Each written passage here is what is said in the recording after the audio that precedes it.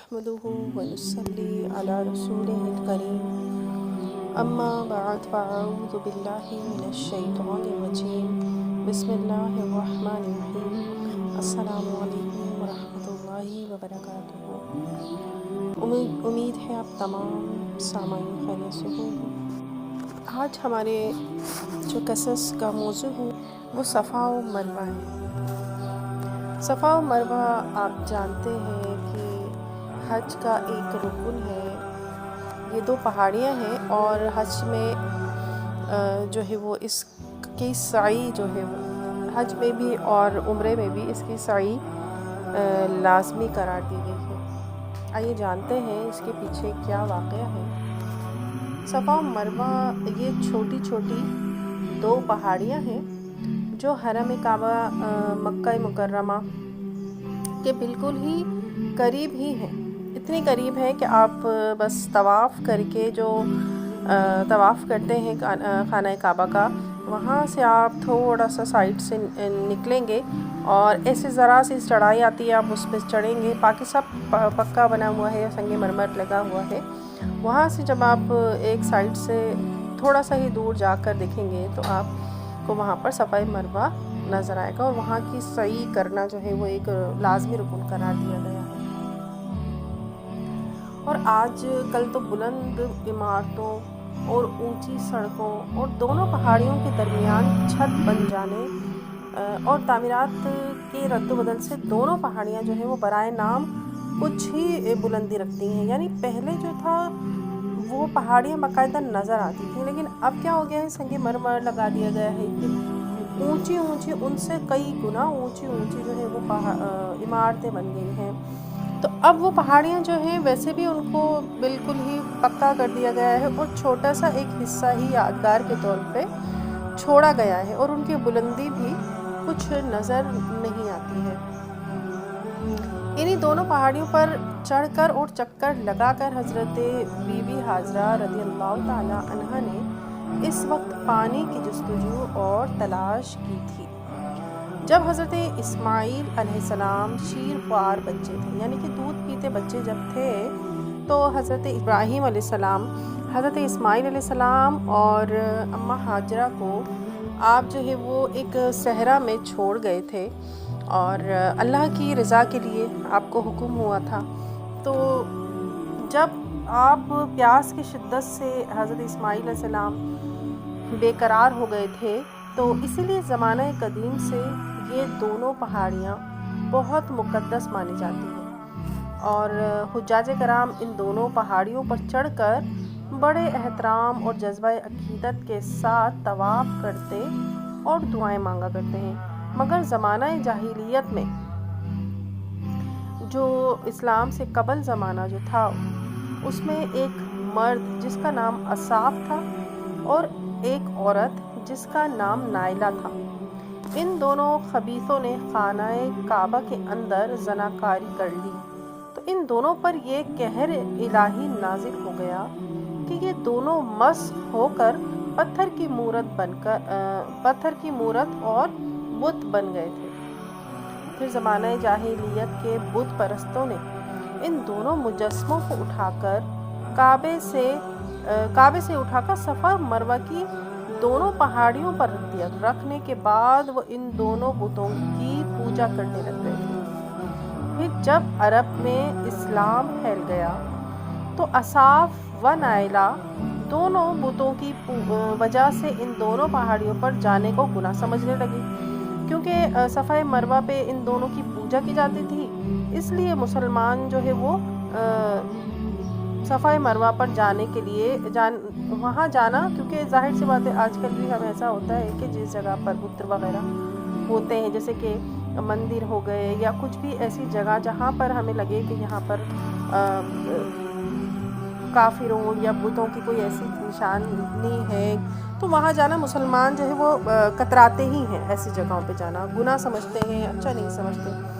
तो फिर मुसलमान क्या करने लगे कि वो दोनों बुतों की वजह से उन दोनों पहाड़ियों पर जाने को गुनाह समझने लगे। इस वक्त अल्लाह ताला ने कुरान मजीद में ये हुक्म नाजिल फरमाया कि सफ़ा व मरवा के तवाफ़ और इन दोनों की ज़ियारत में कोई حرج و گناہ نہیں۔ جب اللہ کی طرف سے یہ حکم نازل ہوا کہ ان کی زیارت، صفا و مروہ کی زیارت میں کوئی حرج و گناہ نہیں ہے، بلکہ حج و عمرہ دونوں عبادتوں میں صفا و مروہ کا طواف ضروری ہے۔ یہ تفسیر ساوی کی جلد 1 صفحہ نمبر 132 پارہ نمبر 2 اور سورہ بقرہ کی آیت نمبر 185 میں موجود ہے۔ فتح مکہ کے دن حضور سید اکرم صلی اللہ علیہ وآلہ وسلم نے ان دونوں پہاڑیوں پر سے اصاف و نائلہ، اب یہ فتح مکہ کے دن ہوا کہ اصاف و نائلہ دونوں بتوں کو توڑ پھوڑ کر نیست و نابود کر دیا، اور ان دونوں پہاڑیوں کو حسب دستور سابق مقدس و معظم قرار دے کر ان دونوں کا طواف حج و عمرہ میں ضروری قرار دیا گیا۔ چنانچہ قرآن پاک میں اس طرح ارشاد ہوا ہے، پارہ 2 سورہ بقرہ آیت نمبر 158۔ ترجمہ قرآن: بے شک صفا اور مروہ اللہ کے نشانوں سے ہیں، تو جو اس گھر کا حج یا عمرہ کرے اس پر کچھ گناہ نہیں کہ ان دونوں کے پھیرے کرے، اور جو کوئی بھلی بات اپنی طرف سے کرے تو اللہ نیکی کا صلہ دینے والا اور خبردار ہے۔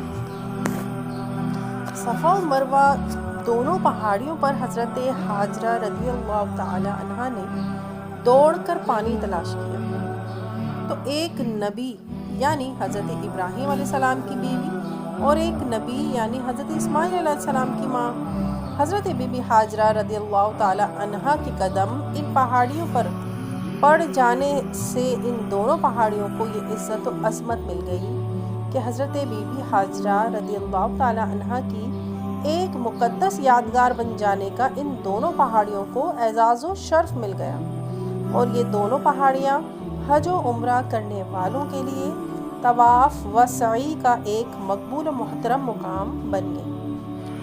اس سے یہ ہدایت کا سبق ملتا ہے کہ اللہ والوں اور اللہ والیوں سے اگر کسی جگہ کا کوئی مقام، کوئی خاص تعلق حاصل ہو جائے کسی مقام کو، تو وہ جگہ بہت معزز و معظم ہو جاتی ہے، اور ہر مسلمان کے لیے وہ جگہ قابل تعظیم و لائق احترام ہو جاتی ہے۔ ورنہ مکہ معظمہ میں بہت سی پہاڑیاں اور چھوٹے بڑے بہت سے پہاڑ ہیں، مگر صفا و مروہ کی چھوٹی چھوٹی پہاڑیوں کو جو تقدس و عظمت حاصل ہے وہ کسی دوسرے پہاڑ کو حاصل نہیں۔ اس کی وجہ اس کے سوا اور کیا ہو سکتی ہے کہ یہ دونوں پہاڑیاں ایک اللہ والی کی ایک مبارک جد و جہد کی یادگار ہے۔ اس پر گنبد خضرا اور اولیاء اللہ کے روضوں اور ان حضرات کی عبادت گاہوں اور دوسرے مقدس مقامات کو قیاس کر لینا چاہیے کہ یہ سب خاصان خدا کی نسبت و تعلق کی وجہ سے معزز و معظم اور قابل تقدس و لائق تعظیم و احترام ہیں، اور ان سب جگہوں کی تعظیم و توقیر اللہ عز و جل کی خوشنودی کا باعث اور ان سب مقامات کی بے ادبی و تحقیر اللہ عز و جل کے قہر و قہار و غضب کا سبب ہے۔ لہٰذا ان لوگوں کو جو گنبد خضرا اور مقابر اولیاء اللہ کی بے ادبی کرتے اور ان کو منہدم اور مسمار کرنے کا پلان بناتے رہتے ہیں، انہیں ان حقائق کے ستاروں سے ہدایت کی روشنی حاصل کرنی چاہیے، اور اپنی نحوستوں اور بدبختیوں سے تائب ہو کر یعنی توبہ کر کے صراط مستقیم کی راہ پر ثابت قدم ہو جانا چاہیے۔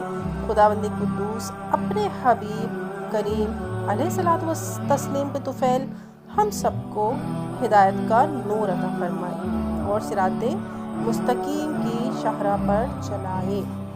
آمین بجاہ نبی امین صلی اللہ تعالی علیہ وآلہ وسلم۔ تھوڑا سا آپ کو کیونکہ ہم یہ واقعہ جو ہے حضرت اسماعیل علیہ السلام کا یہاں پر مختصراً ذکر کیا گیا ہے، میں تھوڑا سا اس پہ روشنی ڈال دیتی ہوں کہ جب حضرت ابراہیم علیہ السلام، حضرت اسماعیل علیہ السلام اور بی بی حاجرہ کو اللہ کے حکم سے صحرا میں چھوڑ کر جا رہے تھے، تو حضرت بی بی حاجرہ نے فرمایا کہ آپ ہمیں یہاں پر آپ نے کچھ کھجوریں دے دی اور تھوڑا پانی وہاں ان کو دے دیا.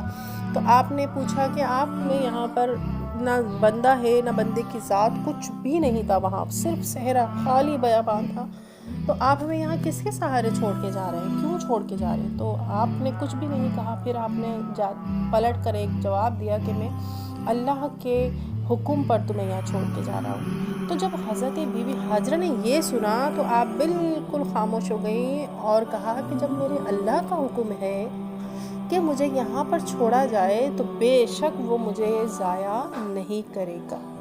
اس کا حکم ہے تو کوئی نہ کوئی تو اس نے تدبیر سوچی ہی ہوگی. تو پھر آپ وہاں پر کچھ کھجورے اور پانی جو ہے وہ کچھ ہی دنوں میں ختم ہو گیا.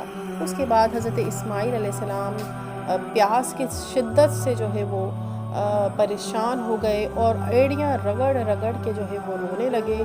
تو اتنے میں پھر آپ حضرت ہاجرہ جو ہے وہ 2 پہاڑیاں تھیں، صفا اور مروہ. آپ صفا پہ چڑھتی، دور پھر دیکھتی کہ کہیں پانی مل جائے، پھر دوڑتی ہوئی مروہ پہ چڑھ جاتی. اس طرح سے آپ نے پانی کی جستجو اور پانی کی تلاش میں 7 چکر لگائے کہ دوڑتی ہوئی کبھی صفا پہ جاتی، کبھی مروہ پہ جاتی، کیونکہ پانی کی شدت قلت سے آپ کا دودھ بھی خشک ہو چکا تھا.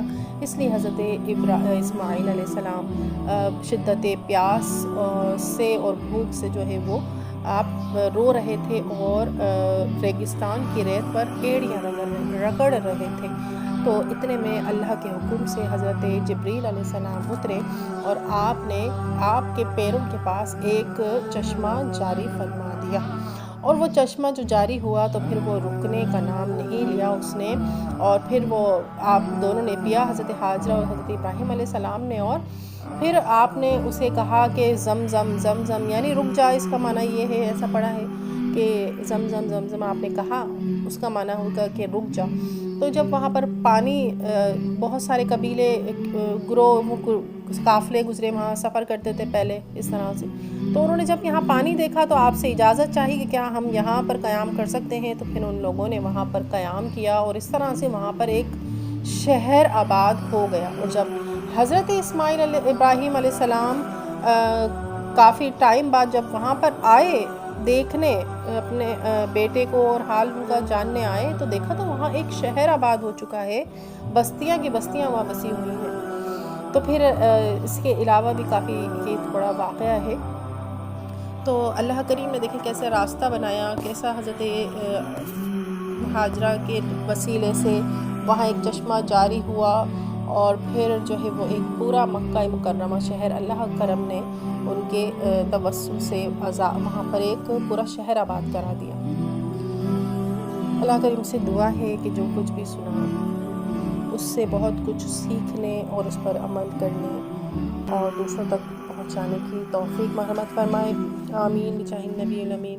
دعا میں یاد رکھیے گا. السلام علیکم ورحمۃ اللہ وبرکاتہ.